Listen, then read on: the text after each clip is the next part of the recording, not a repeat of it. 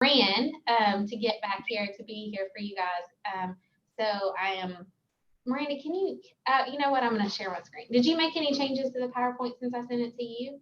Okay, then I will be good to go. Just give me 1 second and let me get the PowerPoint And started. I'll be glad to talk about some of the benefits, Misha, if you want to start sharing it and so they can kind of see that. But yeah, I was just telling the group if they've used the form generator online that's been out there for a couple months, then they are well ahead of the game. But so one of the benefits of the new system is that the form will be electronic. And so part of that, the benefits for that is that clearly when people write, it's oftentimes very illegible. And so having the form created online will be able to be more legible for our staff, and that saves time, because I can tell you from the ones I did yesterday, like just trying to read people's handwriting, and is that deciphering, is that an A or is that an O? I mean, oftentimes that is a little difficult. So having it online will make things more legible, and thus ensuring more accurate results. Another part of it is making sure that mandatory information is filled out. We oftentimes get reports or get requests in the paper forms that don't have people's last names, or it doesn't have their date of birth. They just may write down 111. They don't have a year. So oftentimes we have to reject those requests and send those back to the requester for them to fill it out. And then you would be astonished with the number of that forms that come in that aren't notarized. So by having the electronic form, we hope to really see the benefits of having accurate information and all the information we need to be able to run the background check. Okay, so Marina, I see that Brenda Richard's already asking for the PowerPoint. So I have no problem sharing the PowerPoint, but as we go through this, all the information is actually probably in an easier way to follow online. And I'll show you that here in a minute. So all these instructions are probably in an easier to follow way online. If you'll just Google Arkansas child maltreatment, it'll take us to the DHS page, which goes step by step in the process that we're going to walk through. It's just some of us like to learn by seeing and asking questions, and so we wanted to give you guys this opportunity. I hear some. Let me mute somebody. I hear a lot of participants. No, I'm sure y'all are. Ashlyn, do you see that? Here we go. Here, I'll just mute this person. I like when they make me the host so I can just take over. I do that pretty regularly. Okay. But I still hear somebody, so I'm not seeing anybody. I got someone, Misha. I muted someone. Yeah. Great. Thank you. Thank you. Marina, again, thanks for getting started. Hey, so I'd like for you guys, because as we've been talking about this new central registry process and going electronic, it's really two steps like Miranda had talked about. One is using the online form generator. And then the second step is, which is new, is electronically submitting the request. So we'll go through both steps. But if you've been using the online form generator, because it's been out there since July, can you put something in the chat like, yes, I'm using it, I love it, yes, I'm using it, I hate it, yes, we're working through problems. Give me some feedback in the chat about the online generator if you've been using it since July, because it really is the first step. And yes, it works well. Okay, great. I'm gonna keep moving forward, but I'm gonna be reading your responses, and I'm sure Miranda will be doing, and Miranda can help me if she sees something she really wants to share. So please feel free to Miranda to interrupt, and I'll keep going through the PowerPoint. But it also helped me as we're going through the presentation to understand where you guys are as far as the online generator and not waste too much of your time. So you can see here, 2 steps. So we're going to create a form. Now, I'm sure all of you are like, why is she still making us create a paper form? Well, because the law requires that they be notarized. And so maybe at some point we'll be able to do away with the paper form. But until the law changes, the applicant has to have a notarized form, which means that it has to be paper. But like Miranda said, we had issues with handwriting, and not just handwriting, people not filling out all the proper forms. So then they got sent back to fill out the necessary information. And with this online form generator, it requires you to fill out certain fields that are mandatory to get a central registry check. And the new thing that we're talking about today that's already active and live, some of you have probably already used it, because I'm not looking at the full participant list right now, I will in a minute, but I've seen CYS has already done some electronic submissions, so feel free in the chat if you've used the electronic submission to give me some feedback and tell me how that's going. But that's the second step of how do you submit the form electronically and make payment if you're required to make payment. So here we go. Oh, you can only see the early childhood slide. Miranda, are you seeing the correct slide? Are you seeing I'm on Central Registry Form Generator. I can see I can see the correct slide, yes. Okay. I'm not sure why somebody's reporting there. You can only see the early childhood slide. I'm not sure what's going on with there. If somebody else will chime in on the chat if you're having issues. But moving into more on the Central Registry Form Generator. Again, I'll share this PowerPoint, but the instructions are on our website. And on this PowerPoint, the links are live. So when you get the PowerPoint, if you're having trouble finding the site, you can link right here to the Central Registry Form Generator. It will take you to how to create a form. What you'll see is this information right here, Arkansas Child Maltreatment Central Registry Form Generator. Now, I really wanted to show you the two, because we've had issues, and I think we discussed it on a previous provider call. There are two types that you guys might fall into, because on this call, I'm not looking at the participant list, but I believe who DCC invited includes emergency shelters, qualified residential treatment programs, other residential license, previously called group homes, PRTFs, and there's some miscellaneous others. Oh, so therapeutic foster care, specialized private license placement agency. So it's very important when I say you today, I'm gonna mean provider. And when I say applicant, I'm going to mean the person who needs a child maltreatment registry check. So that's probably your employee, or it could be your foster parent, depending on what type of license you have. So you is provider, applicant is person needing child maltreatment registry form. So for this online form generator, you have a couple of options. You can sit down with the applicant and help them fill out this online form. And so it's very important that at the top of the page, you or the applicant select one of these two choices. You are potential or current employee of a child care facility or residential facility. So residential facility, again, can mean emergency shelter, QRTP, PRTF, residential license of some other sort, like that doesn't take placements from DCFS, like I'll call it Soaring Wings. I saw Jason on, like, Jason, this would be your employees. You would click this button, and when I say you, again, provider, or the applicant can select it. If you're a specialized private license placement agency and you're working with your employees or with your potential foster parents, you're going to click the second one, which is you are a potential foster parent for a private organization, including TFC. It's very important that you click the right radio button, because what information is then required to do the check and where the results go depends on clicking. So like maybe you don't like one or three and you want to go with other, which is an option. Don't do that, because if you choose other, the results will not go to licensing to DCC ECE. So if you pick one of these, the results will go to what information you provide, as well as to DCC ECE, which is really important for your licensing requirements.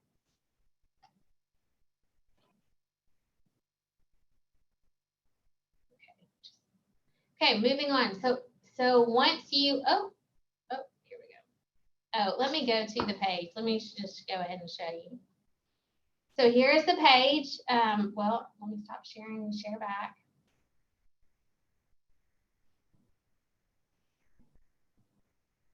Here we go. Here's the actual page, just to give you what the page looks like. And I'm going to go ahead and walk through. The cool thing I'm going to pick, you are a potential foster parent of a private organization. So you would fill out, actually, I'm going to do a facility because I've previously done, an example. So let me pick a facility here. You are a potential facility. Note that it's picking some options that I've previously filled out. So like if I'm putting in the facility name, Piney Ridge. If you chose the other radio button, it wouldn't ask. Now note the asterisk here. If the asterisk is here, it is a mandatory and required field. If the asterisk is not there, it is not a mandatory field. If you, the provider, ask the applicant to fill out this form without your assistance, you're going to need to make sure that the applicant has the facility name that you want to use. I'm just putting in some pre-populated stuff from when I've done an example. Again, licensing specialist, licensing county, nice to have, not required. the applicant or you who's filling out that form with the applicant will need your facility number. I just made up a facility number. So again, it may be easier. What we found from applicants is that it may be easier if you are doing HR or working with a potential foster parent, that they come into the office and you do this together with them. But again, absolutely not required. I'm just going to pick some random birthdates here. See it pre-populated from when I previously filled out. You have to put in the addresses, just like on the, I'm going to say no additional addresses, but if I said one additional address, it would ask me to continue to fill out addresses, but I'm going to do no additional. And then it asks you to list any children previously in your home. I'm going to go with no, so I don't have to fill out. But if I said yes, you would have to add children, but I'm going to say no. Now, what's really important here is whatever email address that you put on this form right here, the second email address, that is where this form is going to email to. Miranda, you're saying no. What's wrong? Well, that's what we added here recently. I think the first primary one is the one that you down below. The second one is just if that email address, the one that's right there, I'm sorry, in the screen, you're right scrolling fast. Yes. No, the first one, the one to the left. Oh, I'm sorry. Yeah, thank you, yes. Miranda. Like I was like not saying this. Okay. So thank you, Miranda. This is a new feature as of like 2 days ago because, and I'm glad that Miranda, thank you so much for calling this out, because it was actually providers like you all that said, hey, we really need a second email option. So thank you so much, Miranda. So email number 1, all this information is going to come together and email a form. What we heard from providers is that sometimes the applicant puts their own email address in and then doesn't have a way to print out the form, or isn't at the office when you guys are doing maybe a hire packet or whatever. So we really wanted the form to go 2 places. So there is a second, though not mandatory, a second email option. So if you want to put your HR person or maybe your case manager who's working with a potential foster parent, you want to put a second, you or the applicant want to put a second email address in, the form will go 2 places. Now remember, that's important because once you get that form, you have to print it out and the applicant has to notarize it. So I'm going to go back to the PowerPoint now. Miranda, am I sharing again? No? Not yet. Okay. Let's try again. Here we go. Are we sharing now? Yes. Okay, thank you. This is what happens when you run back and forth from the Capitol. You're a little off. Sorry, guys. Okay, so what you're going to see once the form is emailed, now when I say you, again, it's whatever email address you put in option 1 or option 2, or what the applicant put in option 1 and option 2. You will get an email that looks just like the email I've copied and pasted and put it in this PowerPoint. There is a PDF attachment with the form. You or the applicant will need to print that off. There's additional instructions in the email about what happens next. So once you print that form off, you either submit it electronically, which I will go through in a second, or you can continue to mail it. If you're old school and you just love snail mail, you can still snail mail it with a check, but your results will continue to be slow. I'm just being very honest with you. So that's the thing is, if you want to continue to mail and use a check, that is still an option, but you are going to continue to have slow results. Slow results meaning a delay in how long it takes to snail mail to us. If there's any issues with the form, it's going to come back to you. And then it's going to have to be scanned and uploaded into our system once it gets here. So the electronic submission is a much faster, and it's tracked. It's tracked from the minute it leaves you electronically until you get the results. It is tracked in the system, so we know exactly where that request is. Once you get this email, you'll see the PDF attachment. This is the PDF attachment of the example that I had previously done for a child care facility. Your form, if you select either one of those radio buttons that I gave you, will say DCC ECE form up there on the top. You see this right here? It's important that it says DCC EC form because these results will all go to licensing as well as the information provided. It is a 2-page form, and the notary section is on the 2nd page, and it will again have to be printed and signed and notarized. Okay, so we're moving on to step 2. Let me just check the chat real fast and make sure I hadn't missed anything before I move on to step 2, and I will take questions at the end. Yeah, Misha, I've been trying to answer several of them, so Okay, great. just trying to keep that updated. And some of these are very DCC, I can't talk, specific. So Ashlyn, if your team will help us, like questions about facility number or licensing specialist, if you could help me with those, or your team could help, I would greatly appreciate that. We got it, and I think that we answered that question for the facility number. If you'll just reach out to your licensing specialist, they should be able to get you that number. Okay, great. Okay, so if we need to fill in something later in handwriting, will it be rejected? No, it will not. If you print it out and put something in handwriting on the form, it will still upload into the system, which I'm about to talk about. Hey, Okay. Misha, just also, you did mention that we will still accept paper ones, but it would be greatly appreciated if you could put an email address on there. That is really, really helpful Yeah. to get the results back. But clearly, if that's not if you don't have one or you want to get them in snail mail, we can still do the mail. But an email address is awesome. Now, we do plan on at some point phasing out the whole snail mail thing, but it could be a year, it could be 2 years. We really want to work with our providers and make sure that we have the process down and worked out all the kinks. But again, I'm going to reiterate what Miranda said. If you're using some old form, even though I've had the team scour the internet to try and take down every old form I can possibly find, but if you're insistent on using an old form, please do write in an email address on the form somewhere. Otherwise, you are not going to get the results via email, and somebody on my team is going to be calling and asking you for an email address. Okay, so now I'm going to go to step 2. This is the new process. Some of you have used it because it's been out there a couple of weeks now and available. We were not doing mass messaging because we were trying to, slowly change over, work through hiccups. So this is the new electronic submission. Again, if you get the PowerPoint, the link actually works. I'm not going to go there because I have screenshots. Now, what's really important, or what's really interesting is we found out as we've been playing with this, is we heard back from people, we don't have a scanner. Okay, so if you have an iPhone, you have the ability to just take a picture of the form and upload it electronically. Both the online form generator and the new QuickBase system are mobile friendly, which is great. So like if you don't have, you or your applicant can do this electronic submission.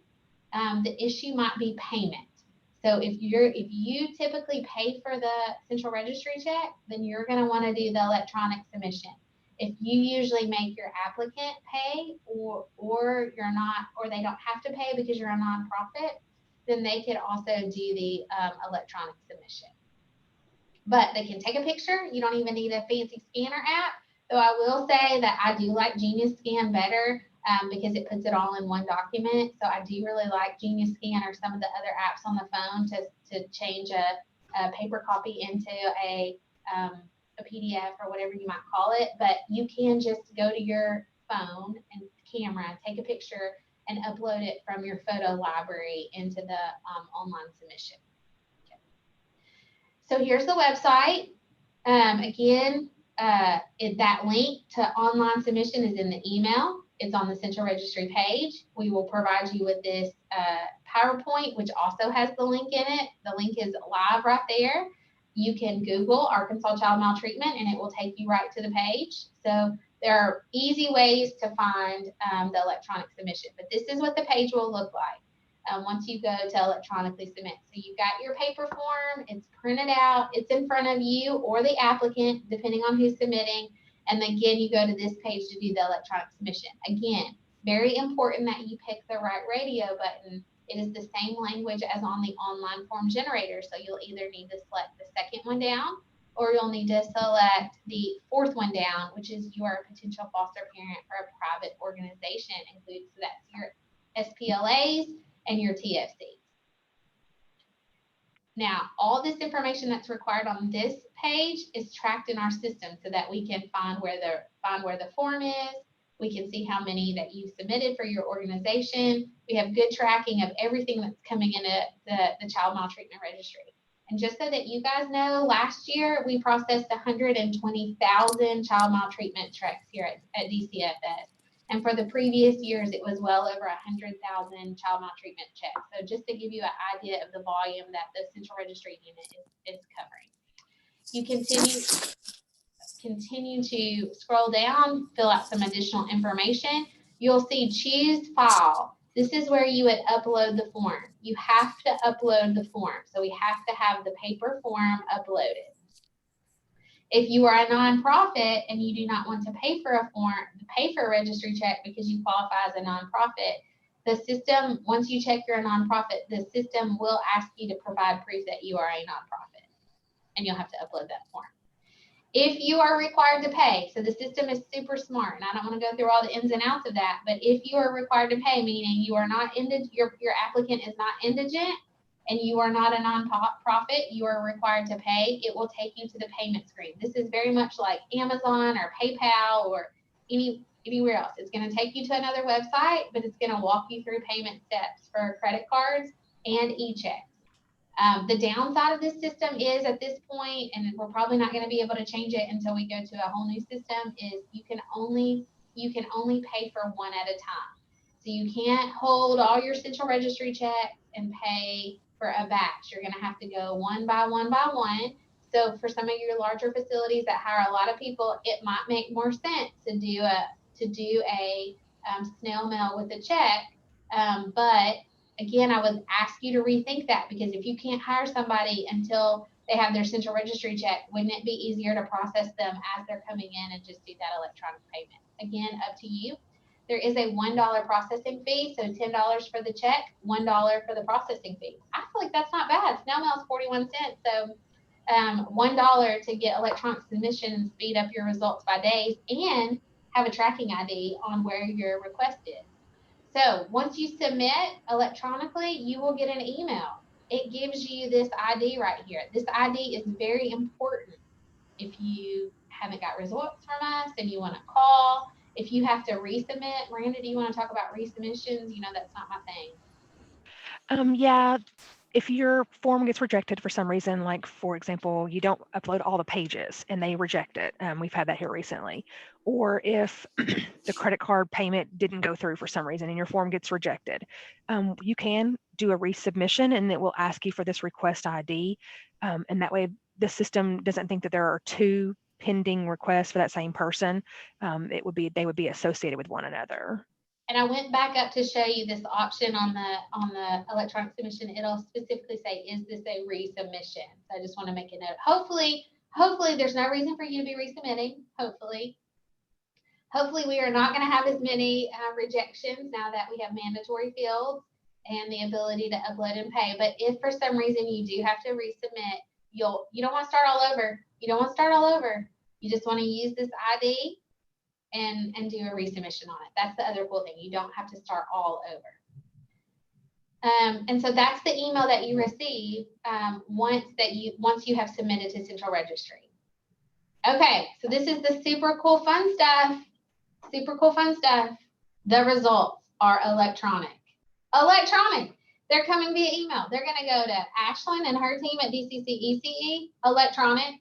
Not only are they going to come to Ashlyn electronically via email, Ashlyn and her team have access to our QuickBase system and can actually see every central registry request that was submitted on a DCC EC form. So if there's a question about did somebody fill out the form, or if there's a question about, I don't know, anything else, DCC ECE can go in and also track what's happening related to their forms. Because even though DCC ECE is a huge provider or customer, customer to us at Central Registry, they are not the largest.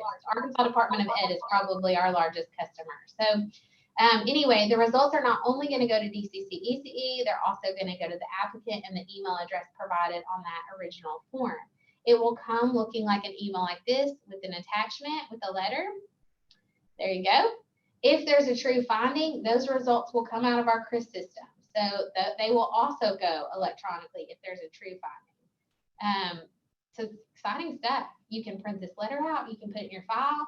But if I was you, I would figure out a way to have an electronic case file, because I'm trying to kill all snail mail at DCFS. I have made that very well known.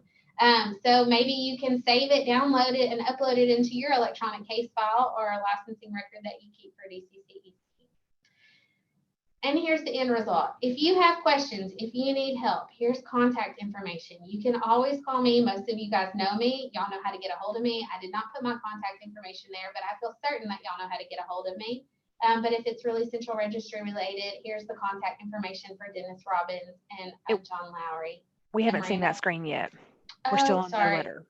Because I have it in front of me, but not on the presentation mode. So here we go. Thank you, Miranda. I'm really glad you're on. Running around and coming together. I'm sorry I hadn't quite got it together this morning, but this is the contact information. I'm going to look in the chat, and I'm happy to take any questions. I believe that John and Dennis are on, who are the real experts, in addition to Miranda, and we can take more specifics on this. So a couple that I missed, I was trying to answer. Some folks had sent things private, so I think I missed a couple of questions on nonprofits. So we may want to address that one more time. There was one about, yeah, if we are a nonprofit, do we have to upload the nonprofit document each time we upload? And I don't think that's the case. I don't think that's the answer. Right. Dennis worked on that. Dennis, can you, so in fact, they were able, Dennis, chime in here and help us. Oh, I don't know if he has the ability. Let me see. Hold on, Dennis. If you don't have the ability to chime in, let me find you. Because Dennis worked on While you're looking for that, the question has popped up. Do we still have to do a state police check? Yes, this is absolutely has nothing to do with state background checks. This particular request is just for a child maltreatment central registry. And I'm sure, Ashlyn, I'm sure you all have lots of information on INA and state police checks and all that kind of good jazz. And I just want to say again, this is all about process. This has nothing to do with who, there has been no change as to who gets a central registry check. This is just all about the process of how can we be a better partner to you guys and get you central registry checks faster so that you can get your staff to work. Dennis, I think you can unmute if you want to talk about the nonprofit situation and the system saving nonprofit. Okay, yeah, there is a nonprofit list for DCC ECE. If you're not a nonprofit, you choose other and then enter your information. If you are a nonprofit and you're not on the list, if you'll get with us, we'll add you to the list. Just send us your proof and the name, address, phone number, all the information that you see on those lists, and we can add to those lists. And he means a list in the QuickBase system. So some of the nonprofits are we went ahead and pre-populated them so that you don't have to do your nonprofit, like upload a nonprofit status. Some of them are pre-populated based on the list that we had. We worked with the IT team on that. But if you're not pre-populated as a nonprofit, you can, again, choose other and upload, but you're going to need to get with Dennis and team so that you don't have to do that every time. Dennis, is that what I'm hearing you say? Yes, yes. Right. I see. What options do you choose for volunteers? If you are having volunteers at your residential facility, because I know there's several different types of providers on, so I just want to make sure it be clear. If it is a volunteer at your residential facility, go ahead and continue to choose employee of the residential facility. And that, like, are you an employee of a residential facility? That's the radio button that you will choose, and you will run it as an employee, even though they're a volunteer. If I'm pausing because I'm looking through questions, and Miranda, chime in if you see something while I'm looking. While you're looking there, Musha, if I can just add one more time, I appreciate you guys so much from DCFS and the Central Registry helping us out today on our call. I just want to reiterate that what we've talked about today is only the child maltreatment process. So on your criminal, if you have to do criminal, state criminal, or if you have to do FBI, that is still through your INA subscription account. So nothing, like Misha said, nothing has changed. So whoever you've always run background checks on, you still need to do that. The INA system, remember, is all electronic. So state checks and FBI is not snail mail anymore. It's all electronic. Where we really appreciate this team in the Central Registry is now that also speeds up the results that we can give you, because, you know, we have to hold on the INA side until we get the clearance on the maltreatment side. And so if I can just take 3 seconds, Misha, if that's okay with you, to Sure. kind of tie that together for everybody, because our team gets calls from providers about how does that all work together. So what happens is on your INA, which by the way, you guys, the timing really kind of stinks, but it is the way it is. That acronym is changed to NIC. So if you ever hear somebody say NIC, just know in your mind they're talking about the INA system. I think NIC stands for National Information Consortium, if I'm remembering correctly. Same as INA. Processors are all the same. The phone numbers you call are all the same. Just a name change there. But we have to have in the NIC system, we would have, like, for most of you, it's a state check. So like if I was your employee, then I would show up in the NIC, it would say Ashland Abney. I would see, my team will see that Ashland Abney is cleared on the state side, but then we get the information from Misha. Even though the central registry is not tied together, central registry does not speak to NIC system-wise. And so Nora Fawcett's team, which is part of my team, they go in and handle that manually. So they will check to see if your central registry maltreatment check is back on Ashland Abney. If it's all clear, then Nora's team goes into the NIC system, adds in that information, and gives you guys the overall approval. So that's kind of how it works. I think we had just some misunderstanding out and about in the provider community that those systems are all reading together, and they're not. So to Misha's point, if you can do this electronically and speed up the central registry maltreatment portion of your background checks, then that is going to help you speed up your overall approval in your NIC as well. So I would highly suggest that you guys do this electronically instead of paper. But like Misha said, on the maltreatment piece only, you can still do regular postal mail if that is your preference.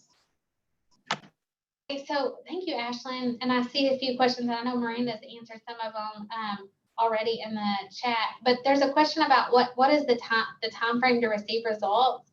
So I'm not going to give you a time frame yet. We usually say 7 to 10 business days. As this is new, let me just tell you, the volume is still coming mostly through snail mail. So the more we get submissions electronically, the faster the time frame. So like an example, like in week 1, I'm just going to use the week 1 because I haven't pulled the numbers today, and Miranda or Dennis, you might have better numbers. But in week 1, we received about 800 central registry requests total. Of about that 800, only about 120 of them were electronic, which meant that the central registry unit still had to scan, upload, and process all this snail mail. So as more people use electronic and we get hopefully we get that completely swapped where there's more electronic, less snail mail, the time for processing for Dennis's unit should be much faster. In fact, Dennis and John's on too. Dennis and John are both like, we have to get more people to submit electronically so that our process is sped up and you can get results even faster. And Sam, I know Miranda answered this question for you, but Sam, I appreciate that your creative thinking, and I agree with Miranda's answer, but I wanted to make sure that the group heard. So if somebody does use the wrong form on the form generator, you can correct the situation when you input the information into the QuickBase system, as long as you fill out the information correctly and choose the correct radio button on the QuickBase or the electronic submission system. So that's a great idea. Thank you for thinking creatively. And Debbie, again, Miranda answered, but Miranda, I just want people to kind of hear these questions. So if you're running checks on staff, like you have foster parents and you need to run checks on their kids, again, just click employee or foster parent of a specialized private license agency. That will get you the right form, and it will get the results back to DCC ECE. You can just fill it out for the child.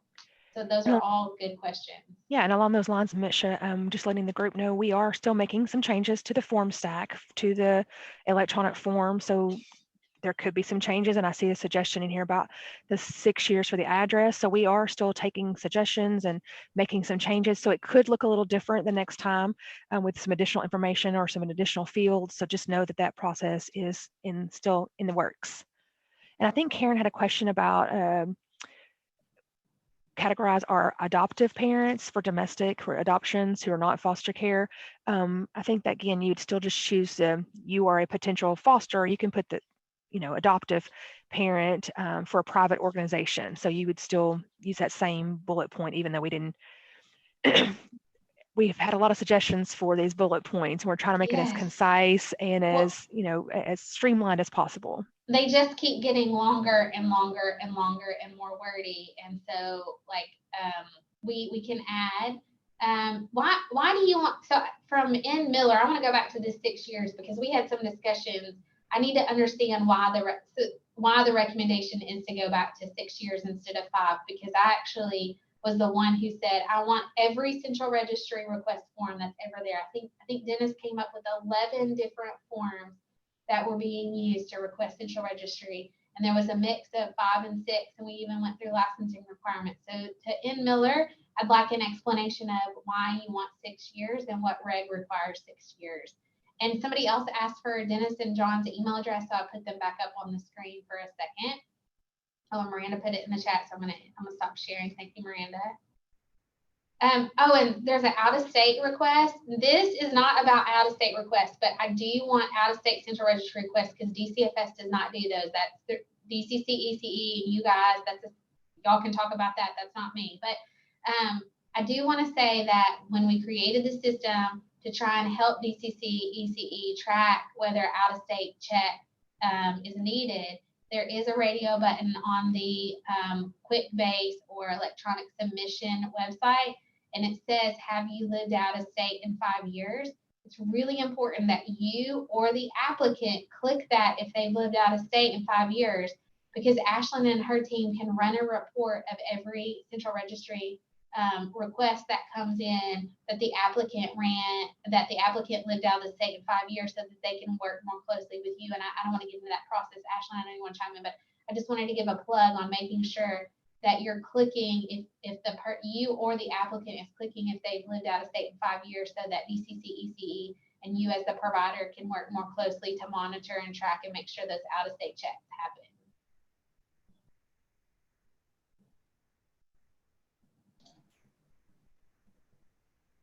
Michelle, I'm sorry, I was getting some information in the chat box for Nora Fawcett. Was there a question there? I'm sorry. No, there wasn't. No, Ashley, I was just referencing that if they needed quite more specifics about what the process is for out-of-state central registry checks, that's between the provider and DCC, ECE, not through the central registry unit. But we are trying to track that and provide you that information so that y'all can work more closely together.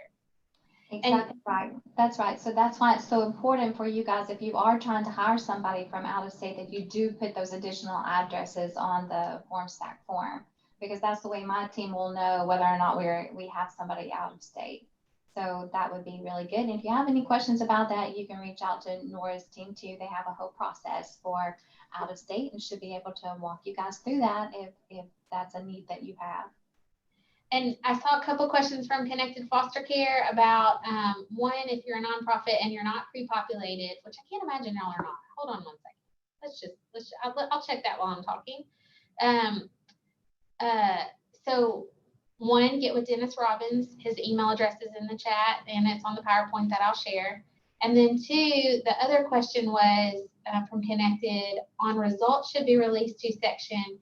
Does the requester contact and email information need to be the person listed on the line? No, not necessarily. It does not necessarily have to be the person listed on the license for the facility. So like, I'm gonna use Sam. Sam, I hope it's okay if I use you as an example with Methodist, but we had a great meeting with him and he's apparently coordinating checks. And so it would make sense. I think he's in HR that his information gets put on the form so that he gets all the results. So you can put your information on there, your HR person's information, or if you're SLPA like Connected and you have a case manager that's working to open that foster parent, it could be that foster parent. It could be that case manager's information, whoever is maintaining that licensing file. So let's see here. I'm gonna see if you're pre-populated. I'm a very like do it right now kind of girl.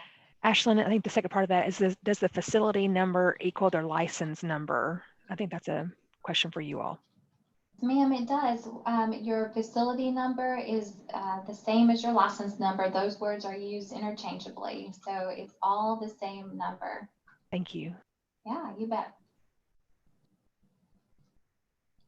Okay, and I'm not seeing that. Arkansas Baptist, or Connected Foster Care, unless you're under Connected, let me check Connected. I'm not seeing that you're pre-populated as a nonprofit, so you'll want to get with Dennis Robbins on that. Yeah, I'm not seeing you as Connected Foster Care either. If you're a nonprofit, I assume you are, but okay.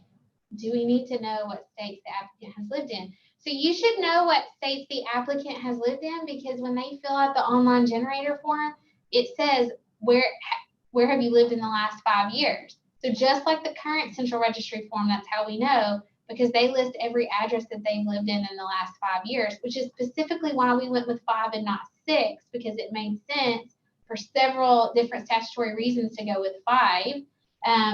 So they should know based on the form what they filled out in the last 5 years.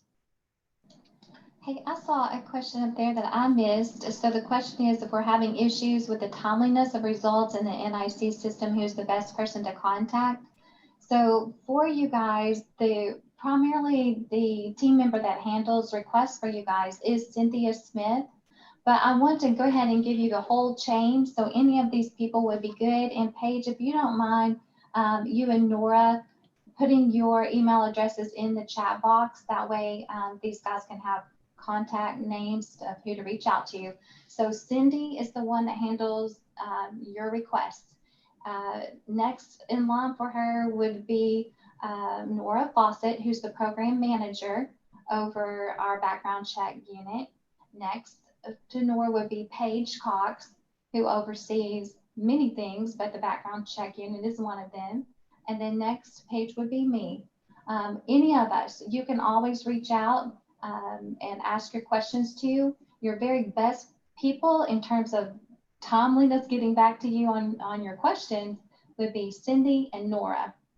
They're the ones that could probably get to you the fastest before Paige or I could do that. So, but any of us, if you're having trouble, let us know. We'll be glad to help you out.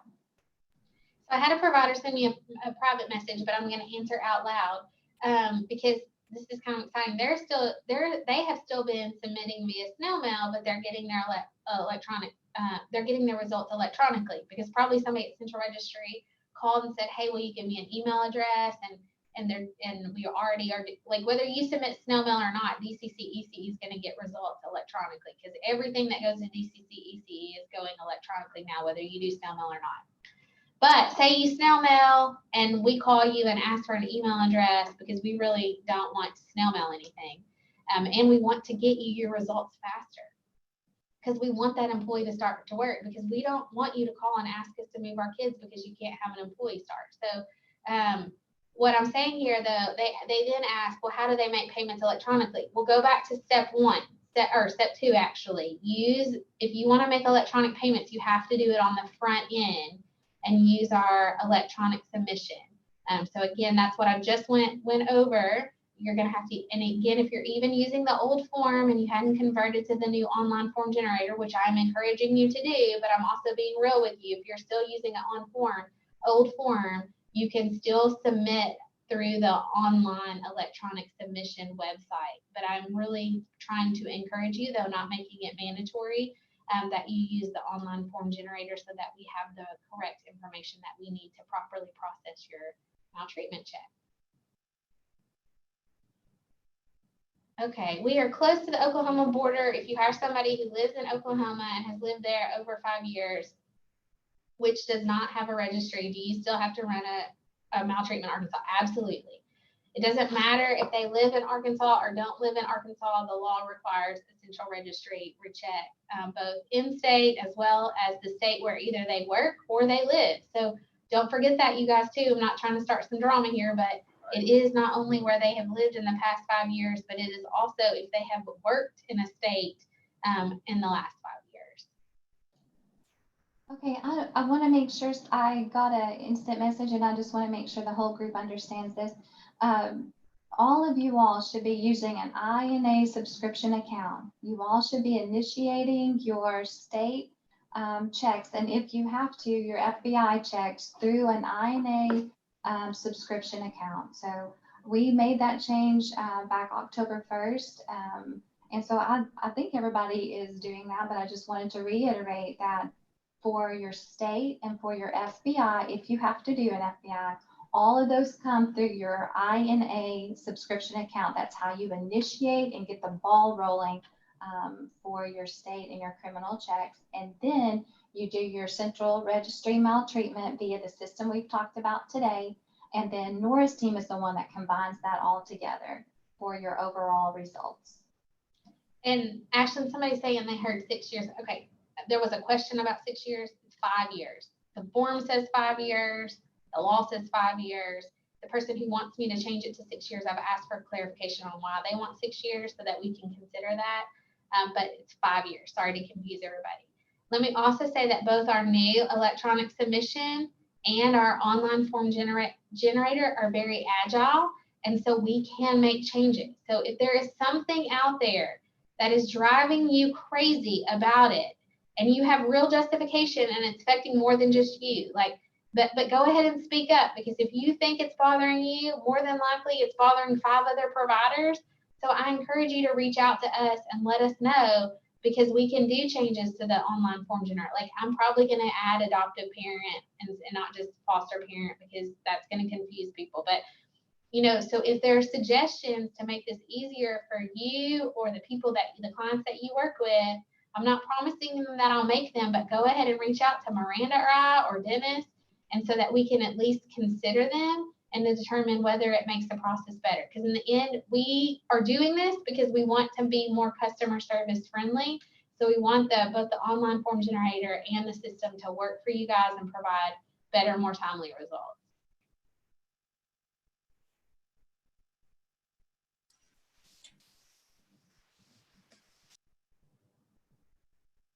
Very technical question. What if they only worked online and didn't work in state? Well, I would reference you back to the law, because it just says worked out of state, and I would comply and get a central registry check.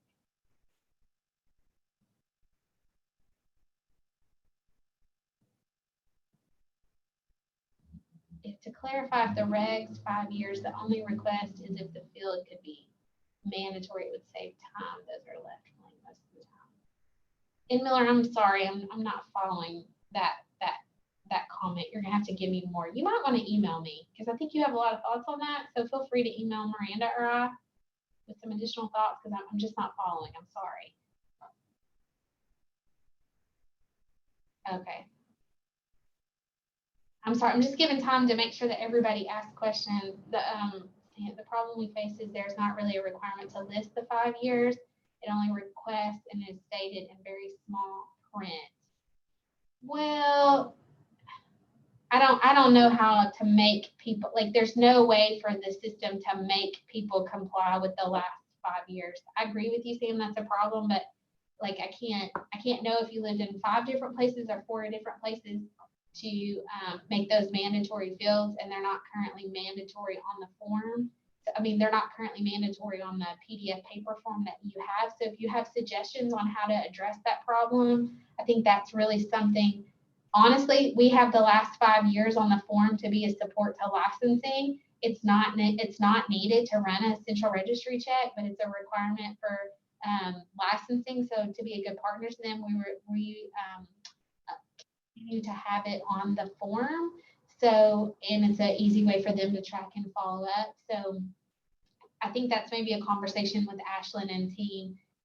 Continues to be a consistent issue about 5 years. Ashlyn, do you see this question about have all my approvals from central registry, however the criminal I do not? What's the problem? Yeah, I saw that. So Dee, if you'll reach out to Nora and let her look at maybe the specific applicants you're talking about, I think that's the best way to handle that one. And I'll put her email address in one more time for you. Okay, I am not seeing any additional questions related to central registry. So Ashlyn, I'm happy to turn it back over to y'all. Though I will say, if we have a couple more minutes, Becky Devigan's on the line, and y'all know Miranda and Dennis and John. So if it would be okay with you, Ashlyn, I'm willing to take questions related to DCFS for a minute since they have us all. It's just a great touch base. So if there's, is that okay, Ashlyn? We have just a couple of minutes because we have actually another provider call at 10 o'clock with the childcare side. Okay, perfect.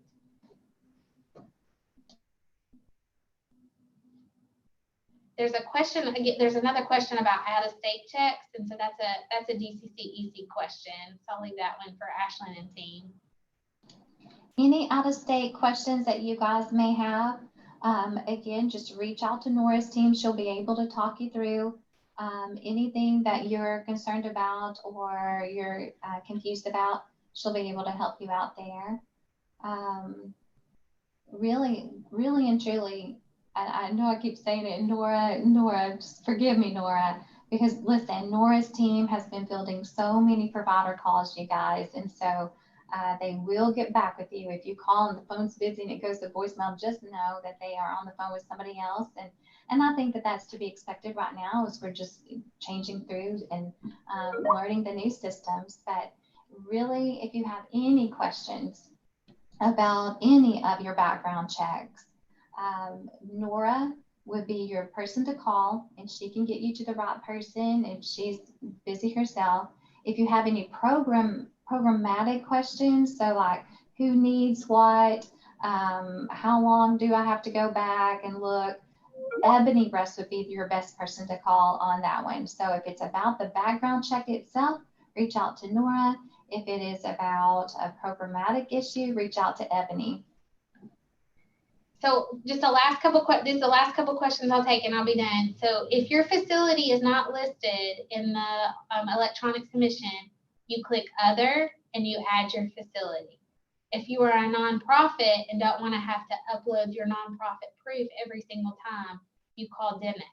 But if your facility or program is not listed in the drop down, you click other and a box will pop up to the right and you add your facility name. Now, when I say you, that means you, the provider, or the applicant will have to do that as well. So if the applicant is filling it out without you, they will click other, they will type in Connected Foster Care or Arkansas Baptist Children's Home or whatever. And then the other question is, and I'm going to answer this for DCFS, and just to be very clear, I'm answering this question if you take foster care placements. If you take foster care placements from DCFS, all background checks have to be back before an employee starts. That does include out-of-state central registry checks. So again, if you take foster care placements from the Division of Children and Family Services before an employee starts, all background checks, including criminal, central registry, and if out-of-state central registry checks are required, those have to be back as well. Okay. Those are my last two questions. All right. Thank you so much, everyone, for participating in this provider call. We appreciate all of the information. We have recorded this provider call, and we can send that out to everyone who's on the list that has participated. Thank you so much. If you have any more questions, just feel free to give us a call or an email. And Ebony, I just want to say thanks to DCC ECE for setting this up and getting you all on, and you guys are amazing providers to us. So please let us know if you have any feedback. Thanks for working with us on this. Thanks, yes, Ashley ma'am. and team. Thank you. Thank you. Bye, everybody. Bye-bye.